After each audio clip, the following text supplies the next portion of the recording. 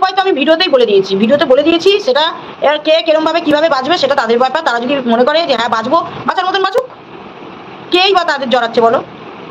আমাদেরও তো একটা পরিবার মানে পাড়া প্রতিবেশী আছে, আমাকেও তো রাস্তায় দোকান ঘাট চলতে হচ্ছে, কত কৈফত দেবো? এমনি কমেন্ট করলো তো, আমি দেখতে পাচ্ছি না।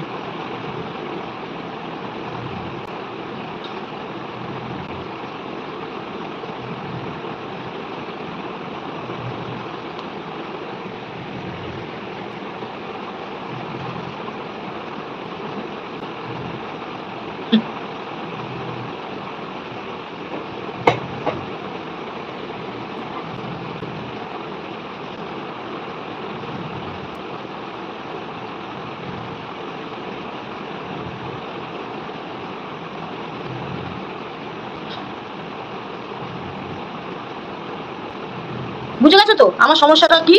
বুঝে গেছো তো? কারণ তুমি পাড়া নিয়ে থাকো না, থাকি আমি পাড়া নিয়ে। আমি বলছি বলে তোমার গায়ে ঝালটা লাগছে।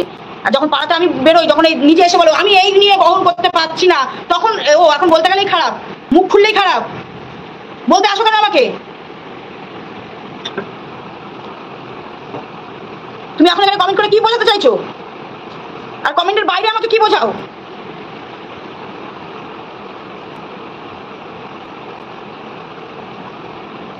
না আমি জানি না, তুমি তো ভালো জানো, তুমি তো ভালো জানো।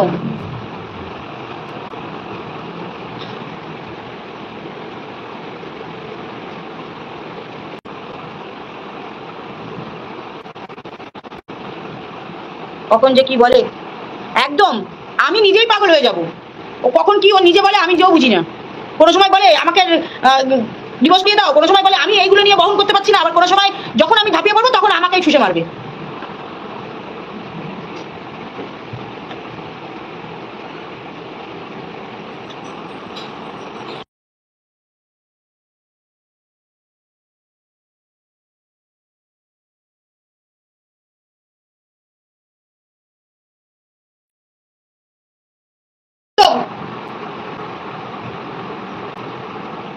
চাচা চাচা বললাম তো চাচা, আমার বাড়ি থেকে বেরিয়ে গিয়ে তুই যা খুশি করবে যা, তুই যা খুশি করবে যা।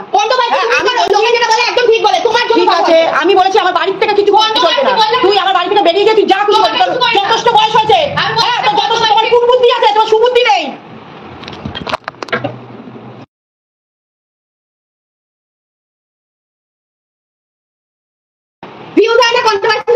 আমি বললাম শোনাবো, ইচ্ছা শোনাবো যে কিভাবে আমাকে তুই জ্বালাচ্ছিস। তোমাকে আমার কি জ্বালাচ্ছি? আমার জীবনটা কেন করতে হবে? চাচা তোকে কে নিয়ে আসলাম? আমি নিয়ে আসলাম সারাদিন জন্মের জন্য, দুদিনের জন্য বলে নিয়ে আসছিলাম। তোমার বাড়িতে যাচ্ছি সেটা হ্যাঁ কবে করছে, কারণ আমাকে সবাই ছিঁড়ে খাচ্ছে। আমাকে নিয়ে গেলে বলে দেবো করতে পারবি না। যাও যাও চলে যাও। আমি ওর কাছে যাবো বলেছি। হ্যাঁ যাও চলে যাও প্লিজ অফ করো।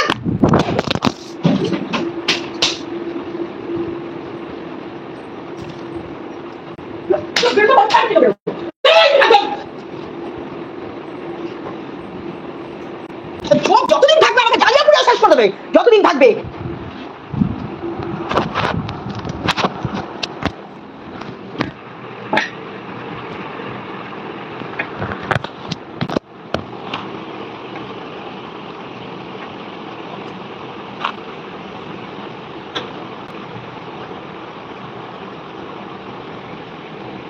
ফোনটা ছুঁড়ে ফেলে দিয়েছিল।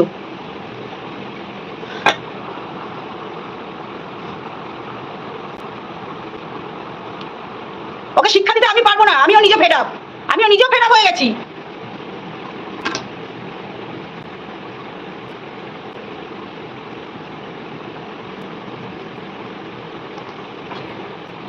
ওকে বলে নিয়ে আসছিলাম দুদিনের জন্য, এসে ঘাটি গেলে বসে আছে। অত স্বামী স্বামী সব যখন চলে যাচ্ছে না কিসের জন্য?